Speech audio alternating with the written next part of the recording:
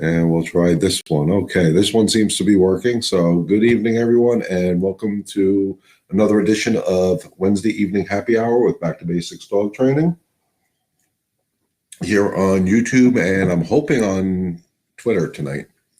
Trying a couple different things here. So again, once everybody starts watching, let me know how it's going. If you're watching this on the replay, please feel free to contact me with any of your questions later on.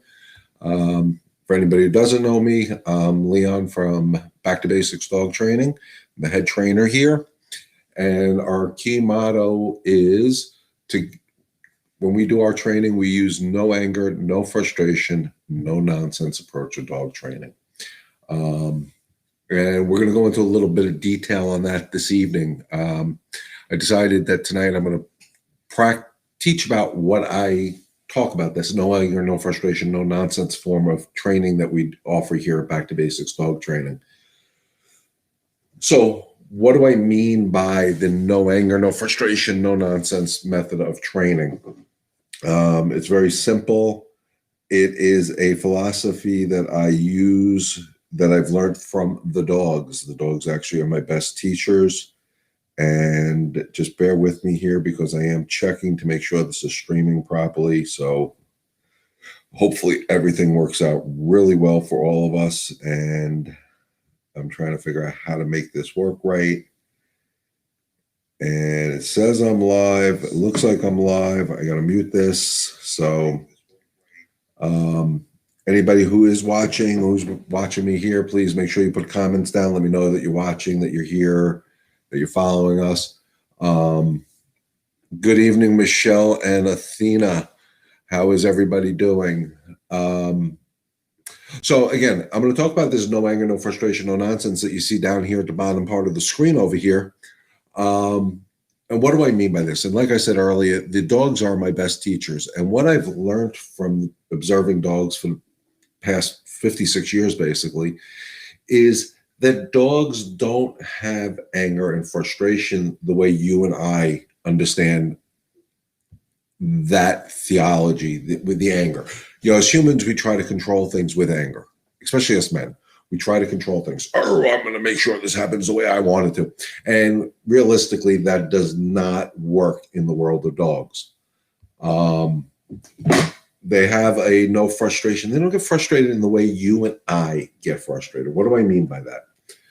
When I say you and I get frustrated, we get frustrated. Why is this happening? Why are you doing this? Shouldn't you know better? You've been doing this long enough, whatever the case may be. And we just expect them to understand when we get frustrated. Why are you walking so bad on a leash? Blah, blah, blah. And that frustration that occurs in the human world turns to anger. Anybody who's worked with me knows I don't allow anger and frustration into my world. I try not to let it into my dog training profession, and I definitely try to do it in my personal Leon life. Not saying I don't get angry. I'm not saying I don't get frustrated with the humans, but I never get angry and frustrated at a dog, no matter what a dog does to me or an animal does to me. And the approach I have, that no-nonsense approach, comes from watching animals correct and teach each other. When another dog teaches another dog something, it's no nonsense. Watch a mother dog with its puppies. Go ahead, go on YouTube, look for videos of mama raising the puppies, and you will see how mama corrects them. And that's crucial. Michelle, right now, you're the only one who popped in a comment, so I do want to ask you, I'm trying a new lighting system here. And a whole new platform. Let me know how it's coming out. Send me a comment. Let me know, how it looks. It looks like it's too bright to me, but again, I'm not seeing it from your point of view. Let me know the sound quality, the picture quality, all that stuff. I'm trying some new stuff here, so I'm just curious on how it looks from your end with the little background and the packages and the stuff. So anybody watching, shoot me a comment. Let me know how it looks. So once again, the no-nonsense approach, and it's almost going back to when I was raised. My parents believed in discipline. Discipline never hurt or scared me, but it did make it so if I was disciplined for doing something wrong, the object is not to make the same mistake twice. Um, and that was great. But my father, if he would say, no, you can't go hang out with your friends.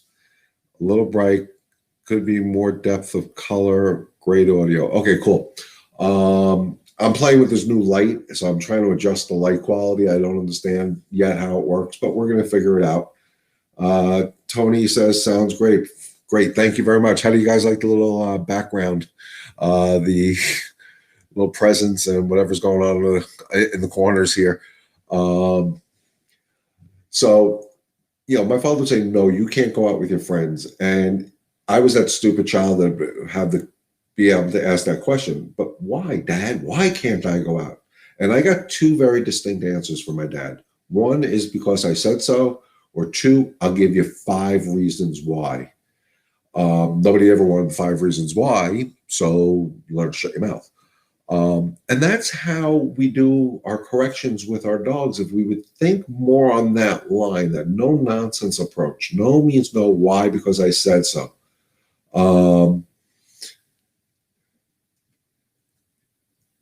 I make very simple corrections to the dog. Yes, I will make the sound no or nope or hey or whatever discipline word I use a little bit of an uncomfortable feeling for the dog. It could be a little pop of the leash. It could be a snap of my finger, a puff of air, a psh sound, whatever it may be.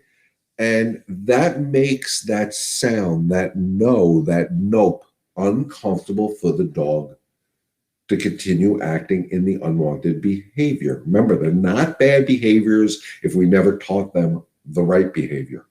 So if a dog doesn't walk properly on a leash, but was never taught to walk properly on a leash, it's not a bad behavior. It's an unwanted behavior. And it's our jobs as teachers to teach them a better way to do it. And one of the things I always say to my customers is we want to turn those no's into yeses. And that's crucial. People forget, especially when I'm there, I guess because they're under the pressure of the teachers here or whatever it may be. They get this where they can't praise the dog when the dog does good. So if I'm working with a dog who normally pulls on a leash when we're walking, and I get them for 5 seconds to walk at a nice pace with me, good, yes. And I let them know that is much better. And how do they know that? It's not because I said the word yes or good. It's because, what do I talk about? Energy. The energy is the most crucial part of anything. The words are for us. Energy is so crucial to us helping our dogs that it is, I can't tell you how important it is. It is crucial to the dog understanding what we're saying. Because again, the words, the sounds that we use don't really mean much to them. And that's why I use the word sound a lot. So the energy is so crucial to what we're teaching the dogs. And if we use the energy and we use positive energy when they're doing good, they will understand it. We don't need to use the spoken word. I've worked with a dog that was deaf, and that dog knew when it did good because I was happy. I didn't have to give it treats. They read my energy. When I am truly, truly happy, the dog knows it. If I'm not happy and I'm not liking the behavior, my energy is different. Of course it is, because I don't like it. So if I don't like something, my energy naturally is going to be the same. But if I like it, my energy is going to be totally different. And the dog is going to read that. One of the hardest things I have communicating to my customers is, especially when we're in discipline mode, to stop talking. Stop talking to the dog. You're allowed to use a discipline word. That's the KISS theory of training that I use. Keep it simple, stupid. One discipline word. Stop with all this other nonsense that we do. Stop. Don't jump on me. You're jumping on me. Don't do this. Blah, blah, blah, blah, blah, blah, blah, blah. And the dog just continues jumping. Why? Because when you're doing that, stop jumping on me. Stop it. You're hurting me. Blah, blah, blah. Think about what your energy does. The higher you go, the higher the dog's going to go. So the best thing you could do is with that no nonsense approach of training that I trademarked, you know, no. And no means no. Why? Because I said so. It's hard to remain calm when Athena gets crazy. Okay, so we're going to pop this up here. So Michelle says it's hard for Athena to remain calm, for her to remain calm when Athena goes crazy. She gets a little intimidated, jumps up at me yesterday and hit me in the face with her nose. Not a bite, but still scary. Absolutely. I'm not saying it's an easy thing, guys, but she jumped up on you, and that was your opportunity to do a correction. Now, what could that correction be when a dog's jumping on you? One, you can put your knee up to block, not to knee the dog, guys, to block, to create that space between you and the dog. Because that's what you're looking for. You're looking for the dog to respect your personal space, especially when they're jumping. The other thing you do, of course, if you have a leash, is do a quick leash correction. If you have the e-collar, make a correction. If you don't and you can't get your knee up, you can't do a leash, you can always do a touch on the dog's chest. Not to hurt the dog, not to punch the dog, not to hit the dog, not to hurt the dog, not to scare the dog. But a touch on their chest mimics a bite of another dog. And because think about it, if they did that to another dog, what is another dog going to do? They're going to bite them in the chest or in the neck or wherever they can get their teeth on to say, hey, don't do that to me. But you can't do any correction, any period of the discussion. I don't care what correction it is.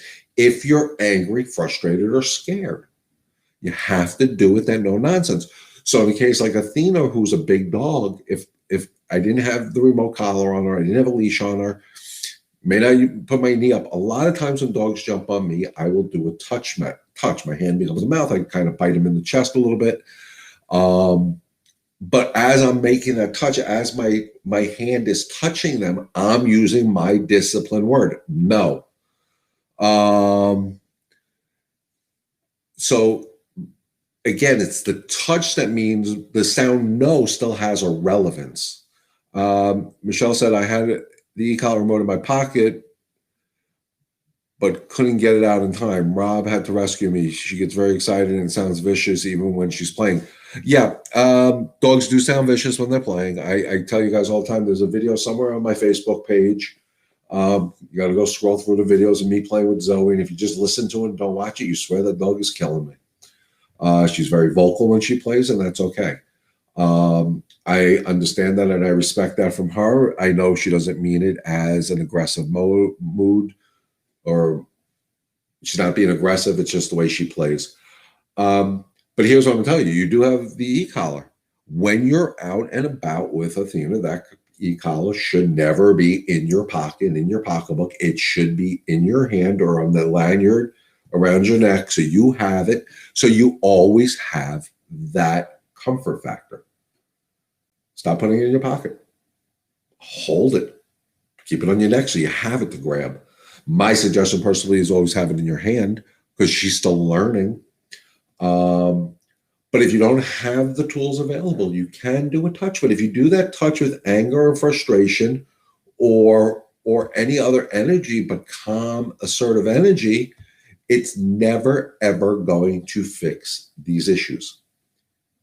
Because, Michelle, you can speak for it. In the beginning, before you started working with me or watching me on my Facebook Live and my YouTube Lives, you used to get so crazy with it, she would just get more and more jacked up. And the hardest things we have to do as humans, and I tell people all the time, the higher the dog goes with their energy level, and that could be excitement, aggression, whatever it is, they go higher on that 0 to 10 scale, the lower I try to go with my energy because I need that to be more overpowering. I don't know if Lisa, not Lisa, is watching. My regular customer, I can't think of a name. Holy crap, I'm getting old. Is watching.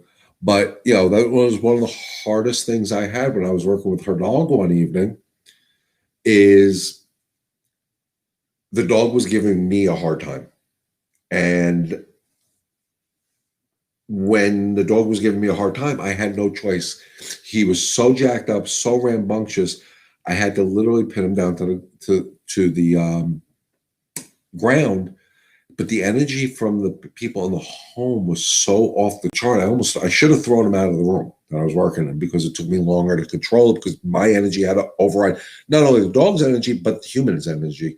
I started wearing it around my neck, especially when I take her in the yard. She gets better as far as reacting to the dog next door, doesn't jump on the fence anymore. Beautiful. And that was one of your major concerns, Michelle, is every time she went outside, especially if that other dog was outside, she was jumping on the fence, jumping on the fence. You were afraid she was going to jump over the fence, she was going to knock the fence down, whatever it may be. She's starting to learn. Remember, guys, nothing I talk about is an overnight success. You got to put the effort in.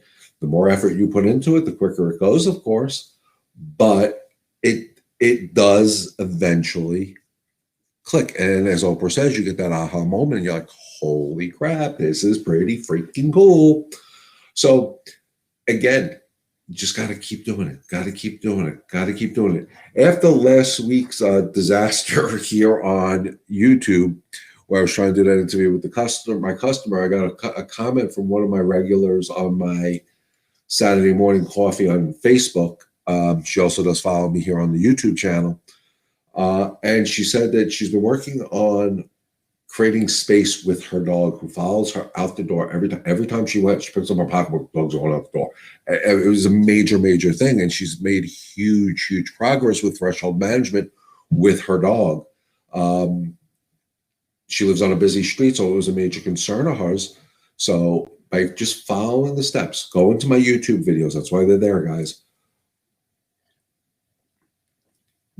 She really focused on the threshold management, episode 2 of Master on the Walk, and it's helped her immensely. Remember, guys, if you're here watching, send me a comment. Let me know that you're here. Let me know you're watching. Let me know what platform you're watching it on. I'm not sure if this is going out to Facebook. I think right now the only things I know it's going out to is here on YouTube and on Twitter, I think. I don't know if that's working. I'll test out later. I'm trying to do different things to get this out there to more people, because remember what I said, together, I believe we can help one dog and one family at a time. So I'm going to try to get this out on multiple platforms every time I do this, to try to reach more and more people. That's why I keep asking everybody to share it. Share my YouTube page channel out there, share my Facebook page. I do have Twitter. I do have Instagram. I'll put links up in the comments after this. Yes, it is on what? Facebook, YouTube, or Twitter. I don't know what we're watching it on. So just let me know what platform you're watching it on. I'm just curious. But getting back to what I'm saying, so, none of these things are going to be overnight success, but the more you stick to that no anger, no frustration, no nonsense, it is on Facebook.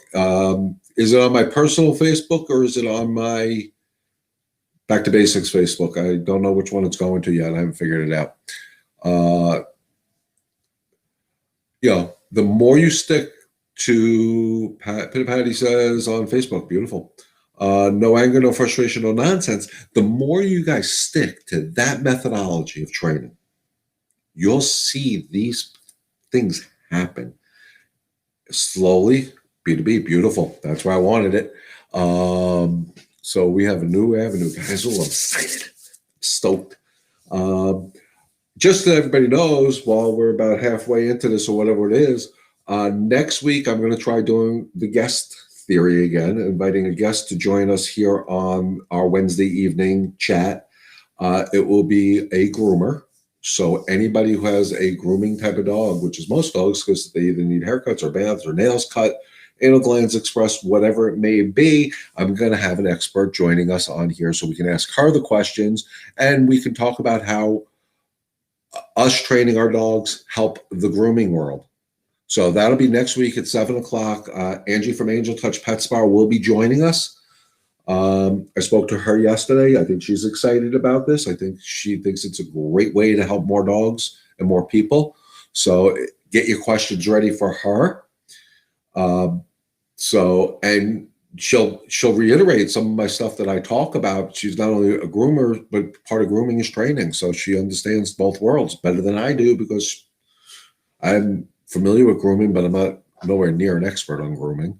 I have the luxury of having Angie available for me to ask questions about grooming. I have the advantage of having my lovely wife who used to do grooming before she met me, so I can always ask her questions. So I have the great advantage where I know where to reach out to people to get my questions answered. So I'm going to start bringing those people to you guys to answer your questions. Eventually, I'm going to do this with a vet and maybe a rescue group or whatever, and or anybody else you guys want me to bring in on these. I'd still like to interview customers. So if any of my customers that are watching want to take part in it, shoot me a comment down here. Let me know that you're interested, and we'll see what we can do about setting this up. We're getting closer to mastering it. We tested it again today, and it seemed to go really, really well today. So we'll play it by ear, and we'll see where it goes from there. So that's things to look forward to next week. But let's continue with tonight's topic of our no anger, no frustration, no nonsense. And that is all going to come from your energy. So again, the calmer you stay, no matter what your dog is doing, and right now I'm going to pick on Athena. No matter what Athena's doing, if to you, Michelle, Rob, you need to stay calm. I think Rob is definitely getting it better under control. No offense, Michelle, but you're getting there. You're getting there. Every time I speak to you, is always going a little crazy over here next to me. Every time you go, I talk to you, it seems like we're making more and more progress. Baby steps are always crucial, guys. But again, if we can get rid of the anger, the frustration, and keep to that no nonsense approach, you're going to see this changes. And again, you can't expect your dog to behave and have these behaviors until you teach them. If you don't teach them, don't get mad at them. Get mad at yourself. That's why on the YouTube channel, I have Mastering the Walk. That should be one of the first things that everybody works on with every one of their dogs. But if you go to walk your dog and you're frustrated, you're angry, you had a bad day at work, you're in a pissed off mood at your spouse, your significant other, or whatever, the dog's not going to want to respond to the walk as well as it should. I should have shaved before I did this.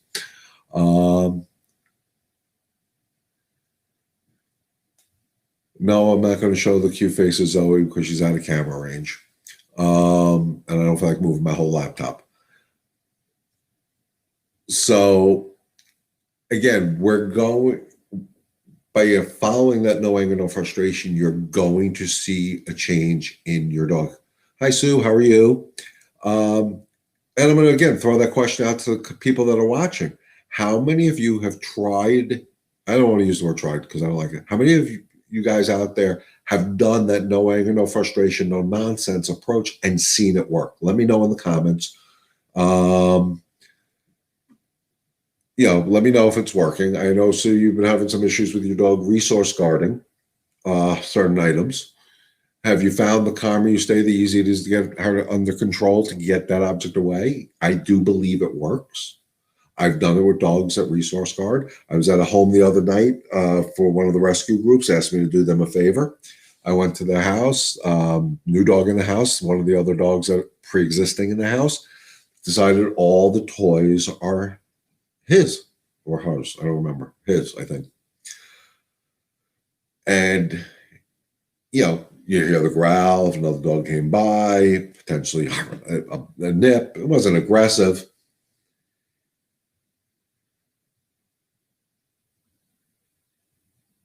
I think we have to use the e-collar more for positive training because it seems we've always used it for punishment. Absolutely. Michelle, if you guys remember, you and Rob remember, when I talked to you, first thing I said to do is work on your easy to control plans with it. The low level, sit, good girl, yes. Come, good girl, yes. Don't always use it for discipline. You don't want to associate any tool as a discipline tool. It's a tool for training. Do basic training. I'm going to reiterate that a million times, especially with a tool like a remote collar. So again, work low level, whatever her low level is. Sit, you hold up on the leash, the butt hits the ground, release. Yes, good girl. Praise, praise, praise. Come, same thing. Hold pressure until she starts coming while you're holding the button down. She starts coming, release, praise, praise, praise, treat, treat, treat. Because again, the object is that the no has to become more relevant. The more relevant the no becomes, the less you have to do this. And that's what you want to do. Right now, the main reason we went to the discipline stage of the e-collar quicker is because she was hurt. She has the capability of hurting because she's learned to use her mouth to control. I still rather see you do more. Good. Do more with the recall. Recall, guys, I've said this before. I don't know if I said it here on YouTube, but I know I've said it on my Facebook. The most important basic obedience command we can teach our dogs to make it bulletproof is the come command, the recall command, whatever you want to call it. Forget the sit, forget the give me your paw, forget all that nonsense. Focus on the recall command, guys. Most important command out there. Forget everything else until you master the recall. It stops a lot of unwanted behaviors. The recall, the walk, combine those two, you pretty much get a good dog. The sit is one of the easiest things for the dog to learn. So it's the first thing we always teach. I love the houses I go to. You tell the dog to sit, they sit, they give you a paw right away. I didn't even ask for the paw because that's how they've been conditioned to do it. Work the recall, guys. If you haven't started working the recall, start it tomorrow. Get a 6-foot leash. Let the dog walk out in front of you 6 feet. Say, Fluffy, come. A little bit of pressure on the leash. They start coming, release the pressure. They get to you. Praise, praise, praise. Rouse feels I do not have the level high enough on the e-collar when for a correction. When I use it, she does not respond and bad behavior continues. When he uses it, stops immediately. That's your answer. You're not using it at a high enough. Remember, guys, I use a 0 to 10 scale. 0 being asleep, 10 being Satan's child or whatever it is. Excitement, aggression, whatever state of mind they're in. If they're at a 5 and you need to stop that unwanted behavior, you need to correct at a 6 at a minimum. If they're at a 5 and you're correcting at a 4, that behavior is not going to stop. And what's going to happen is you're going to get frustrated. And then that unwanted behavior is actually going to escalate. So you have to be willing to do it because the correction, guys, is that quick. That's all you need the correction to do. It's not a long, drawn-out procedure. So if I'm using an e-collar, if I'm using a pop at a leash, if I'm using a bunker or whatever, when I'm disciplining the dog, that sound no, nope, hey, whatever, as quick as that sound is how long the stim is on. So again, if I'm using an e-collar and I do nope, it's nope, that quick. So if it's at a higher level and it stops the unwanted behavior so we can turn that no into a yes, it's worth it. I can't stress that enough. If Rob's getting the results when he makes a correction and you see Athena's personality has not changed, he's doing it right. Follow his lead. Rob, don't get a swollen head if you're watching here, dude. I always say the tools, be it the leash, the e-collar, whatever, should do the yelling for us and take that frustration and the anger, let the tools have it all. So when I'm doing it, I'm not angry or frustrated. So again, if you're finding you're making the corrections at a level she is not responding to, you need to go up higher on your intensity. And I don't care if it's the e-collar or a simple leash. If I'm popping the leash and my dog isn't responding, I got to go a little bit harder because that means I'm not getting through to that state of mind. And that's what we're going after. Again, nothing I talk about ever is about physically controlling the dog. Yes, I said I pinned down Archie. Well, it wasn't pinning him down to physically control, but still mentally controlling him. I go after a mental control. I don't ever want to physically control dogs. I got news for you. Athena's 85 pounds, whatever she is, I don't know if I can physically control her. I've worked with dogs that are over 170 pounds. I can't physically control them. But I never want to physically control a dog. I want to mentally do it. And that's turning those no's into yeses in the quickest possible way. But I got to stop the unwanted behavior to get to the state of mind so I can start teaching. I can't teach a young child who's jacked up on sugar anything because they ain't paying attention to me. And that's if you think about what your dog is doing when they're in that unwanted state of mind, be it excitement or aggression, they're that kid jacked up on sugar. You can't get through to them. You can't. It's impossible. So we have to go through to the state of mind. Once I can unlock the brain from jumping on you and bashing you in the head with their nose, and I can stop that, now I have a way to start praising them for not jumping. But the mind has to be calm in order for me to do it. Easier said than done. But the quickest path to that is my no anger, wherever the heck it is, right there somewhere. No anger, no frustration, no nonsense approach of training. Get rid of the anger. Get rid of the frustration, guys. Take it on your significant others. I don't give a crap. Don't take it out on your dogs. Go to the dogs with that no nonsense. Stop this crap. I don't like it. This is what I like. It works.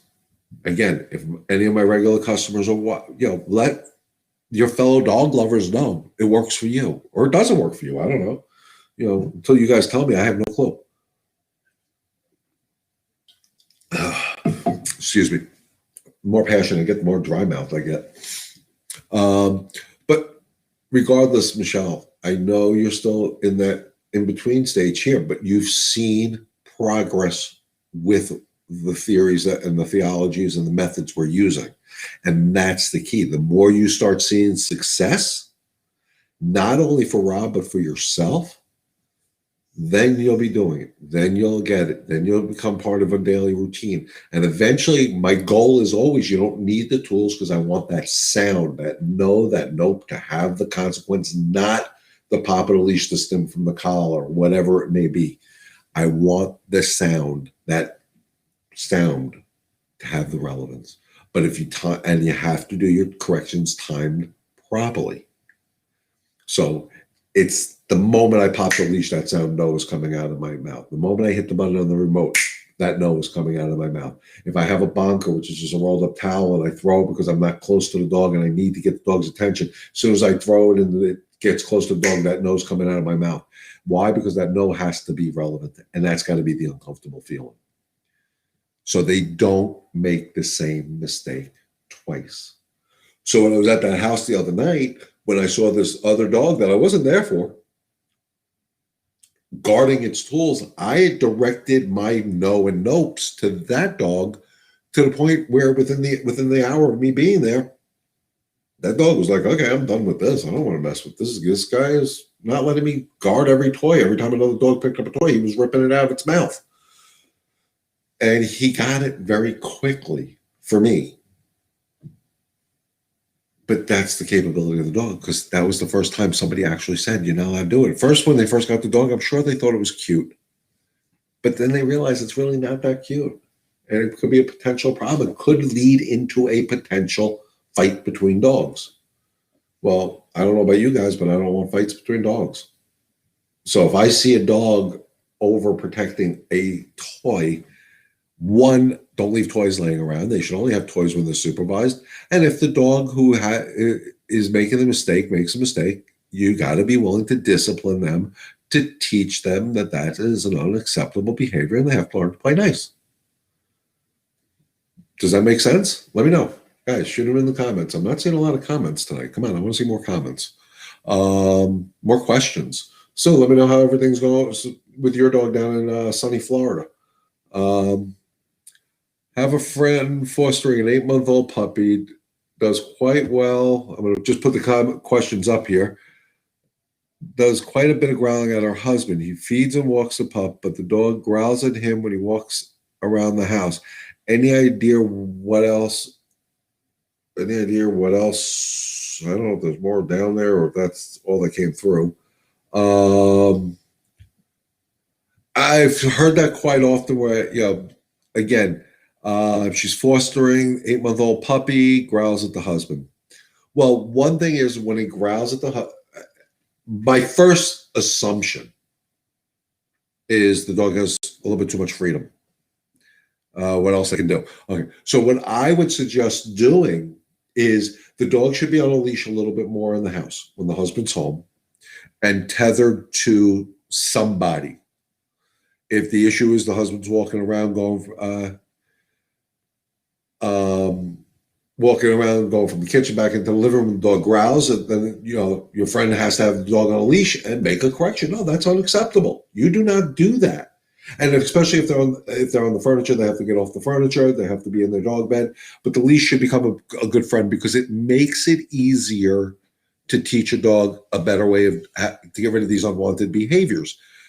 Why it's growling doesn't matter. You don't even need to have that conversation. And I got to really stress this to people.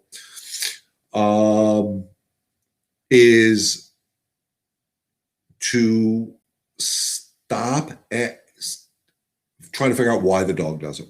Why is the dog growling at my husband? Why is the dog doing it? Who cares why? We don't like this behavior. So it should be very simple. We don't like it. We're going to teach. No. And then we just quickly pop the leash with the no. We do the follow through to get the state of mind. And your husband continues to walk in. I just worked with a customer in a customer's home that had something very similar in the office in the home, where when anybody walked into an office when the wife was working, that dog went ape crap. So we had to start taking it away. One of the things I said, tether it to the furniture. Keep it on a leash, tether it to something heavy so we can't make that lunging thing. It's a big dog. But the best thing to do is have it on a leash and start teaching. And then so the dog growls at her husband, he should stop, she should discipline him. And once he's in the right state of mind, the husband continues to walk in and do what he's supposed to do. And then if it happens again, we do it again until the dog realizes, oh, every time I do this is uncomfortable, it will stop. But one of the things I tell anybody in the rescue world, anybody who's thinking of fostering a dog, anybody who's thinking of getting a dog, watch my YouTube video on how to introduce a dog into your home. It sets very clear, decisive rules.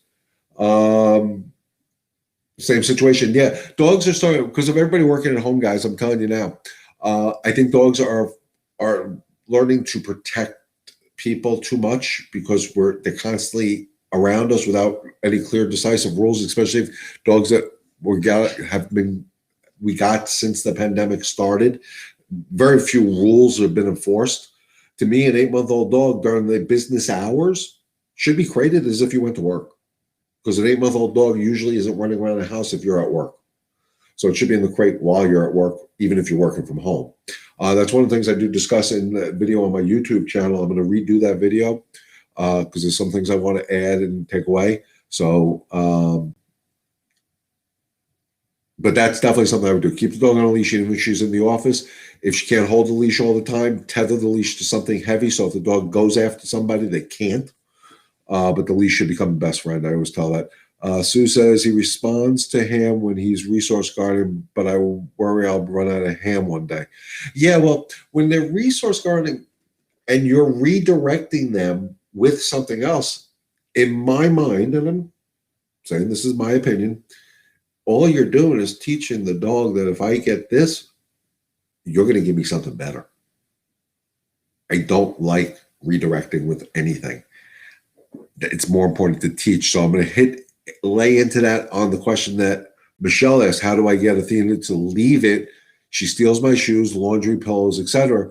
I think she's trying to play with me. She is, and it's become a game with you. You chase her for these objects.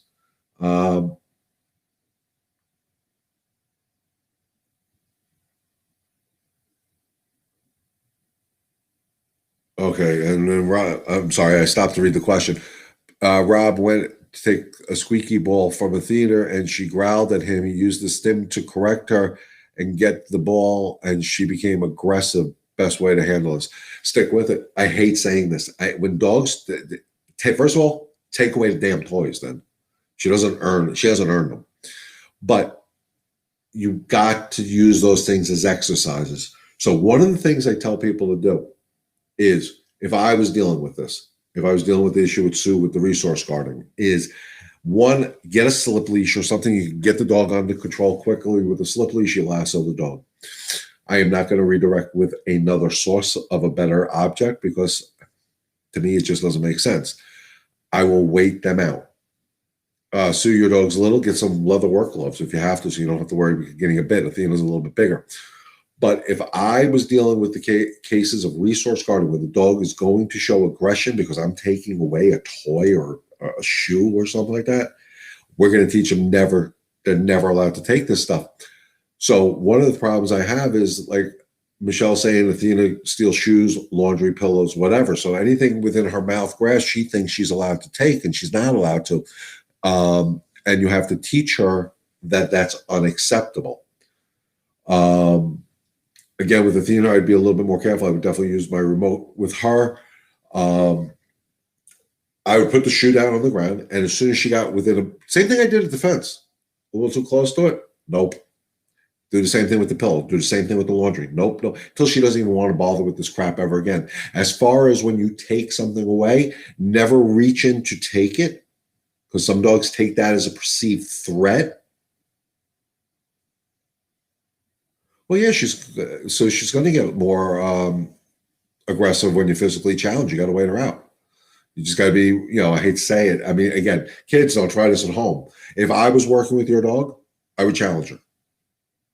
But I'm not going to challenge her from a fear or anger point of view. I'm going to stand to my ground because I'm a more dominant dog, and that's what a more dominant dog would do, and actually move forward. With Athena, what I would do is, one, when I take the object, the squeaky ball, away from a dog, I use my foot. I never reach in with my hand, because that hand motion could trigger a bad response.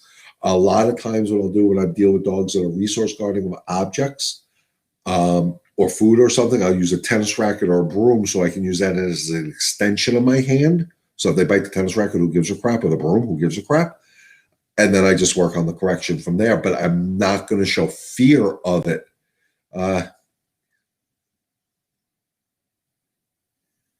He's got the training lead on. If I use the leash, he urinates. I don't understand why dogs do that.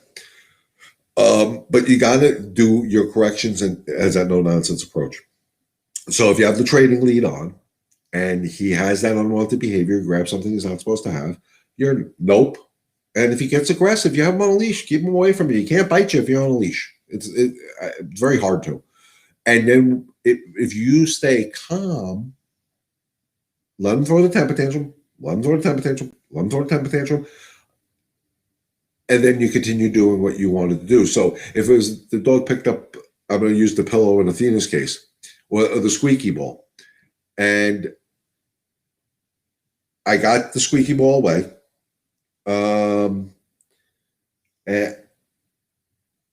I'm not going to pick up the squeaky ball or whatever that object is until the dog is calm. Guys, remember, we're always going after the calm. So if you go, if and I'm going to use Athena again with the squeaky ball. If Rob did the squeaky ball, he wanted to take it away, he hit the correction button, nope, she stopped, and he went right for that object, the mind wasn't where he wanted it to be. You need to get it all the way to calm. Once you get him all the way to calm, then you're going to see that something changes. And really what you would like to see is, if I was working with Athena on this case with the ball, is her actually turn around and walk away from the ball. I don't like reaching in to take things away, because to me that's could trigger an unwanted, you're going to take my thing? Because right now it's theirs. It's theirs. They don't give a shit. Excuse my language. Sue, you're saying the same thing with your boy. He doesn't give a crap what it is. It's his in his mind. And that's like coming here and trying to take my damn truck. We're going to have an issue. Wait to the right state of mind. Even if you have to sit there for 15, 20 minutes, a half hour, I don't care. Once they get to the state of mind, calm, because that's when you're telling them you understand them. I'm not going to take away that object while you're in an upset state of mind. I'm going to take it away when you're calm. I'm going to praise you when you're calm. Other than that, I'm going to wait him out. And it's almost like anybody who followed me with the story of Duke, when Duke went on the furniture, on the lawn chair outside, and I just stood there and waited him out to get to the result while he was growling, while he was showing me his teeth, giving me that dirty stink eye out of the corner of his eye. I waited him out until he started to calm himself down. I took a step back, he came off, and he was happy. You have to wait them out, because the object is we're trying to teach them to make better decisions. Well, one, if you play with the squeaky ball and the squeaky ball is annoying you because you're watching TV and it's just annoying because those squeaky toys are annoying, well, you're allowed to take it away, but don't take it away if they're showing you. I mean, she growled, used the stim on her, to get the ball, and she became aggressive. Well, she was already heightened. And one of the things I tell people is I don't like leaving the toys laying around, especially when you have a dog that shows some unwanted behaviors, because they think those toys are theirs. They're not. You paid for them. So if you choose to give them the squeaky ball, give them to them. Take it out. If they get excited, don't give it to them. Wait till they calm down, then give it to them. You'll find that over time it becomes easier to take it away because you become more relevant. You're more relevant than the damn squeaky ball. Right now, we have so much onus on toys I go to homes, I have hundreds of toys for dogs. It blows my freaking mind. Sometimes I even go down to my own living room and see too many toys out. When we have our guest granddogs here and stuff like that. I don't like seeing a million toys laying around. I know it could run into a potential problem. We don't want potential problems. So again, everything has to go to the state of mind. So if Rob wants that squeaky, first leave it, drop it, whatever. I don't like the words leave it. To me, if you don't want them to have it, just no. Drop it is once they have it in their mouth. It should be drop it and then wait it out. Don't rush the process. No different than what I did with Duke on the chair. If I would have said off, because he was already made himself comfortable on the chair, and he didn't get off right away, and I try to force him to get off, I would have been bit. I waited him out. I took the time to work the whole process. I don't repeat commands a million times. So in Athena's case with the squeaky ball, I would have said, drop it. She didn't drop it. Then I would do my correction with the stim and the drop it again, and then wait her out. If you don't make a forward motion, they're not going to, very rarely are they actually going to come towards you. If they do, you turn it up higher on the collar. But you got to follow the whole process. Same thing with Sue with her dog. You got to follow the process and get to the state of mind. Right now, these dogs are learning from us that if I show my teeth, I get away with whatever the hell I want to do. Think about it. Sue, let me know if I'm right or wrong. That dog shows its teeth, pretty much gets away with whatever it wants to do because nobody wants to get bit. And I'm not saying for people to get bit. Please don't take this the wrong way. I don't want anybody getting bit. But it also means stop trying to rush the process. Take your time. Wait them out. And it may take a while. Like I said, when I did this exercise with Duke, I don't know, it took 2-3 minutes. I don't know what it took. There's other dogs I've done it with that have taken longer to get to the end result. So they learn. And this is one of the things next week when I talk to Angie, we're going to talk about, because a lot of people have problems brushing their own dogs. So I'm going to use this as an example for both all this resource guarding stuff, because it kind of is the same thing. One of the reasons people have problems brushing the dogs is they go to brush their dogs. They may hurt the dog. I mean, it's like brushing my kids' hair when they were younger. I didn't do a lot of that. You pull a knot, it hurts. When we hurt our dogs, we stop. Because the dog, when you pull a knot on a dog, will turn around and go and try to bite. And we're like, okay, we're done. Oh, wait, if I do this, you do this. I think it's called Pavlov's theory or Pavlov's law or whatever the hell it's called. Instead of saying, okay, I made a mistake. I hurt the puppy or the dog brushing it. Let it calm down and continue brushing. Always ended on a win for you. Should we practice taking a bully stick away, or is that too much? That's too much. First of all, if she's resource guarding a squeaky ball, I wouldn't give her a bully stick. Personally, because that's a higher value thing, guys. That's me. That's primitive. That's a higher value. If you give them a bully stick, pretty much I say let them keep it. I don't particularly care for the bully sticks personally. But now, if you're having a problem with the squeaky toy, I definitely wouldn't try to take a bully stick away. Hell no. I wouldn't even do that. That's insane. I would teach on lower value stuff first. Don't go after the high value stuff. So if that's the case, if you give her a bully stick, don't try to take it away, or just don't give it a damn bully stick. Stop giving her so much stuff. She hasn't earned any of this crap yet anyway. So dogs learn. Athena learned to control Michelle by using her mouth and making these noises and doing these things. I've worked with dogs that learn that if they use their mouth, they win. Well, that doesn't work in my world. If my kid throws a temper tantrum, throw your temper tantrum. You're still not going to get what you want. And that's exactly what these dogs are doing. That's exactly what Athena's doing. That's exactly what Sue's dog, Sue, I'm sorry, I don't know your dog's name, is doing. They're throwing temper tantrums and they're getting their way. And then the worst part is when we go to correct them, we're correcting them out of anger, frustration, or fear. And none of that's going to work. Riley. Okay, so now I feel better. I know the dog's name. We're correcting with that with anything but calm energy. It's more important to wait them out, take the time, take the patience, go through the process. It works. I know it works. It's just very hard for people to have the patience to do it. I've had dogs that I've walked and thrown full out temper tantrums on walks. You know, it looks like that bucking bronco alligator death row all combined in one. And you move them to a safe area. You let them go through it, however long it takes. And then when they're done, guess what? We're going to continue our walk. And it's real important because if you let them get away with it, it's no different. I always use the same theology, even though now they're saying that I may not be right on this, but I don't care, is if your baby goes wah in the crib and you take the baby out, even as a freaking baby, they learn, I go wah and you take me out. Our dogs learn that too. I do this, you do this. Let's turn the game. Let's turn it around on them.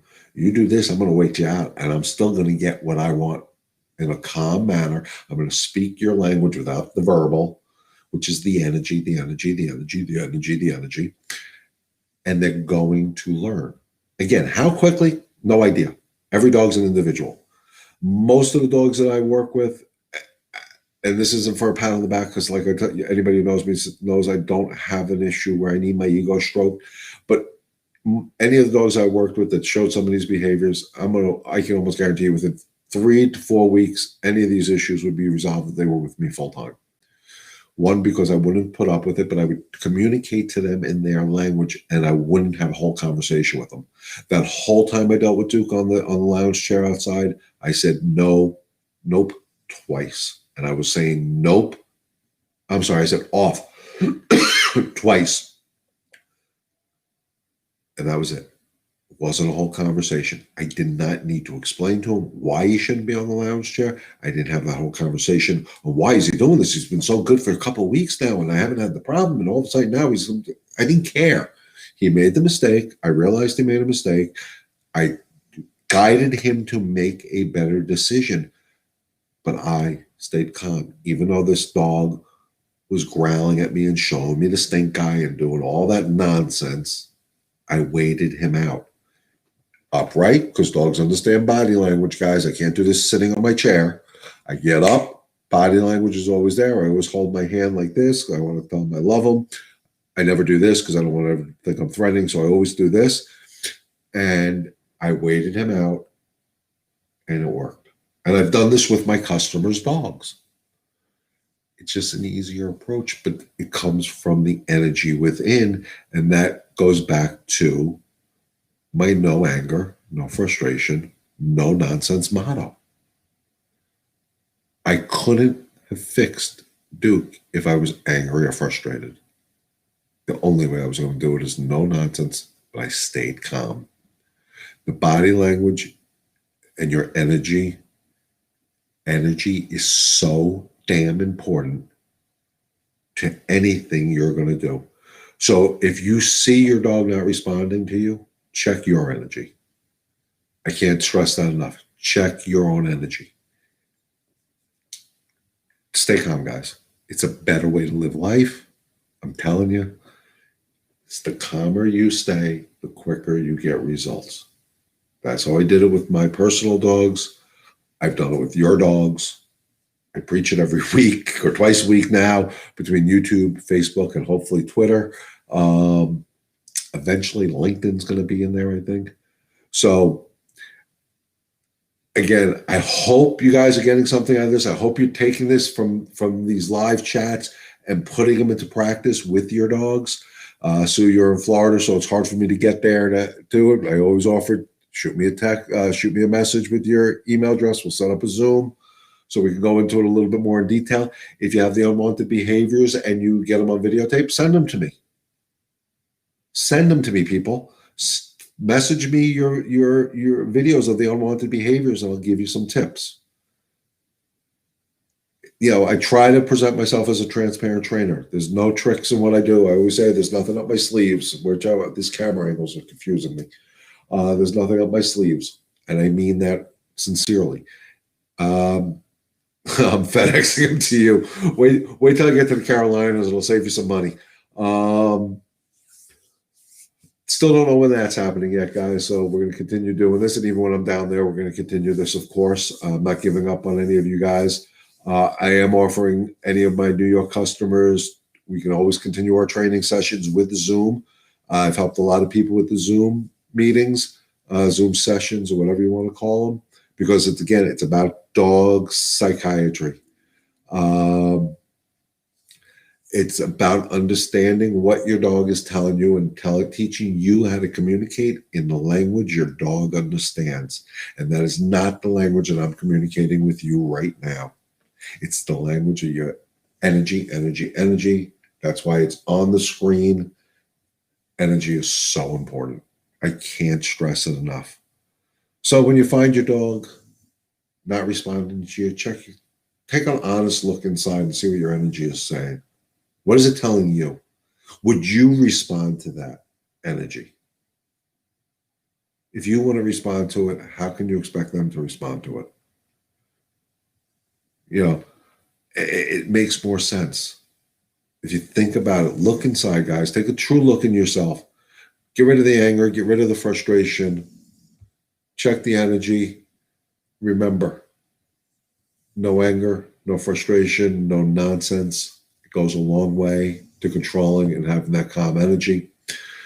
With that being said, if there's no other questions, guys, for you that know me, I'm Leon from Back to Basics Dog Training. I look forward to doing this every Wednesday evening at 7 o'clock here on YouTube, every Saturday morning at 11 o'clock on Facebook. Hopefully this will all be combined. I'll see how it looks on the replays later, and I'll know more about what I'm doing. And remember, if you're joining me next week, get your questions ready for the groomer. I want to blow her out of the water.